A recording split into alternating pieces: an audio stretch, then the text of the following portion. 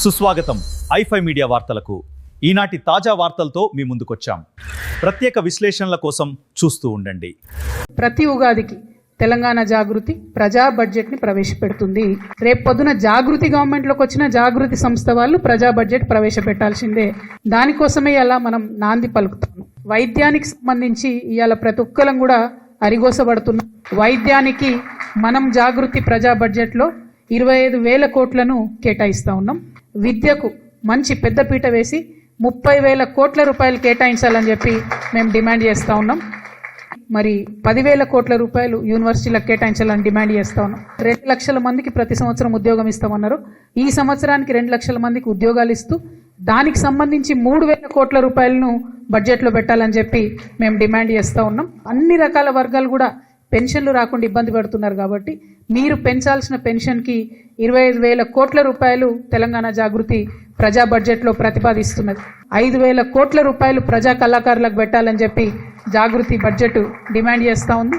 మీరు ఆడబిడ్డలకు ఏదైతే 2,500 రూపాయలు ఇస్తాం ప్రతి నెల అని చెప్పినరో దానికి సంబంధించి 15,000 కోట్ల రూపాయలు ఈ సంవత్సరానికి సరిపడా పెట్టాలని చెప్పి జాగృతి డిమాండ్ చేస్తూ ఉన్నది.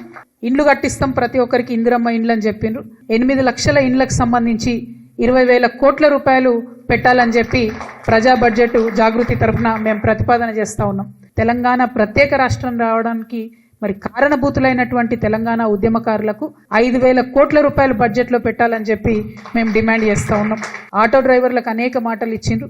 వారి సంక్షేమానికి నెలకు 12,000 ఇస్తామన్న దానికి 100 కోట్ల రూపాయలు పెట్టాలని చెప్పి ప్రజా బడ్జెట్ నుండి డిమాండ్ చేస్తున్నాం. స్కూటీలు ఇస్తామని చెప్పి ఆడపిల్లలకి 5,000 కోట్ల రూపాయలు స్కూటీలకు ఇవ్వాలని చెప్పి మేము ప్రవేశపెడతా ఉన్నాం. కౌలు రైతులకు 35,000 కోట్ల రూపాయలు పెట్టాలని చెప్పి మేము డిమాండ్ చేస్తూ ఉన్నాం. రాజీవ్ యువ వికాసం కింద అప్లికేషన్లు పెట్టుకోమని చెప్పారు. 16 లక్షల మంది ఎస్సీ, ఎస్టీ, బీసీ, మైనారిటీకి సంబంధించినటువంటి ఆడపిల్లలు, మగపిల్లలు అందరూ కూడా అప్లికేషన్లు పెట్టుకున్నారు.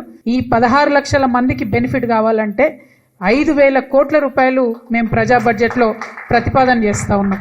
మా బీసీ బిడ్డలకు సంబంధించి 20,000 కోట్ల రూపాయలు పెడతామని మీరు మాట ఇచ్చిండ్రు. ఆ 20,000 కోట్ల రూపాయలు పెట్టాలని చెప్పి నేను ప్రతిపాదిస్తూ ఉన్నాను. 18,000 కోట్ల రూపాయలు ఎస్సీస్కి సంబంధించి బడ్జెట్ ప్రవేశపెట్టాలని ఈ ప్రభుత్వాన్ని మేము డిమాండ్ చేస్తూ ఉన్నాం.